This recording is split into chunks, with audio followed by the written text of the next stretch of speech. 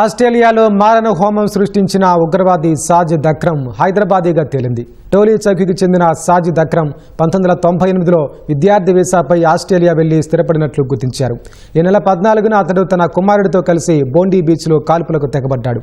సాజిద్ అక్రమ్ ఇప్పటి వరకు భారత్ పాస్పోర్టుతోనే ఆస్ట్రేలియాలో ఉన్నట్లు తెలిపారు. కేంద్రం నుంచి వచ్చిన ఆదేశాలతో తెలంగాణ పోలీసులు విచారణ జరిపి నివేదికను ఢిల్లీకి పంపారు. ఆస్ట్రేలియాలో సిడ్నీలోని బోండీ బీచ్ కాల్పుల ఘటనలో నిందితుడిగా ఉన్న సాజిద్ అక్రమ్ హైదరాబాద్ వాసిగా గుర్తించారు.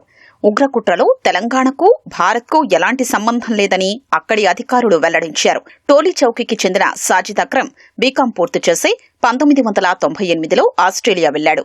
అక్కడ పూర్తిగా స్థిరపడకముందే యూరప్ సంతతికి చెందిన వెనెరా గ్రోస్సోను ప్రేమ వివాహం చేసుకున్నట్లు గుర్తించారు. సాజిద్ కు కుమారుడు నవీద్, కుమార్తె ఉన్నట్లు తెలిపారు. కాల్పుల్లో మరో నిందితుడిగా ఉన్న కుమారుడు నవీద్ తో పాటు కుమార్తె సైతం ఆస్ట్రేలియాలోనే జన్మించినట్లు వెల్లడించారు. వారిద్దరికీ ఆస్ట్రేలియన్ పౌరసత్వం ఉన్నట్లు అధికారులు ధృవీకరించారు. ఈ నెల 14న సిడ్నీలోని బోండీ బీచ్లో హనుక్కా వేడుకలు జరుపుకుంటున్న వారిపై తండ్రి కుమారులు కాల్పులు జరపగా 15 మంది ప్రాణాలు విడిచారు. పోలీసుల కాల్పుల్లో సాజిద్ మృతి చెందగా నవీద్ గాయపడ్డాడు. దర్యాప్తులో భాగంగా వారి ఇంట్లో సోదాలు నిర్వహించగా భారత్ పాస్పోర్టు లభ్యమైంది. ఈ మేరకు ఆస్ట్రేలియా పోలీసులు కేంద్ర ప్రభుత్వానికి సమాచారం అందించారు. హైదరాబాద్ పోలీసులు సాజిద్ది టోలీ చౌకీగా గుర్తించారు.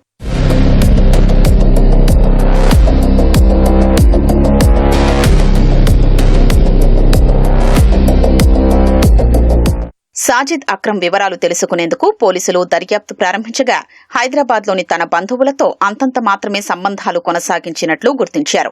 27 ఏళ్లలో సాజిద్ 6 సార్లు హైదరాబాద్ వచ్చాడని, చివరిసారిగా 2022లో వచ్చినట్లు డీజీపీ శివధర్ రెడ్డి తెలిపారు.